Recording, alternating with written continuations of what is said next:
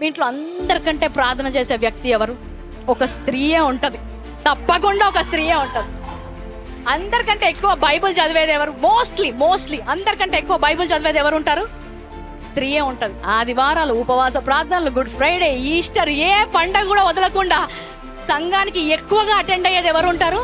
స్త్రీ ఉంటారు. స్త్రీలు ఇంతగా దేవుల్లో ఎదిగినా కూడా ఒక మతపరమైన బోధ వారు బోధించొద్దు అన్నందుకు ఆ భారముతో వారు బోధించలేకపోతున్నారు. ఏ సందర్భంలో పౌలు ఈ వాక్యం చెప్తున్నాడు? కొరింథీ సంఘంలో ఉన్న పాపము ఏ సంఘంలో కూడా లేవు, అందుకనే వారికి అన్ని కూడా క్రమాన్ని ఆయన బోధించాల్సి వచ్చింది. మత్తయి సువార్త 23వ అధ్యాయము 4వ వచనం, మోయ శక్యము కాని భారమైన బరువులు కట్టి మనుషుల భుజముల మీద వారు పెట్టుదిరే గాని తమ వ్రేలుతోనైనను వాటిని కదిలింపనొల్లరు.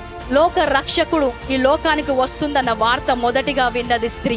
లోక రక్షకుడిని మోసింది స్త్రీ, నిందను మోసింది స్త్రీ, నవమాసాలు మోసి కన్నది స్త్రీ, పెంచింది స్త్రీ. ఆయన శిలువ మీద చనిపోతాడనే ప్రత్యక్ష జ్ఞానం వచ్చి వెంట్రుకలతో అత్తరుతో ఆయనని అభిషేకించింది స్త్రీ.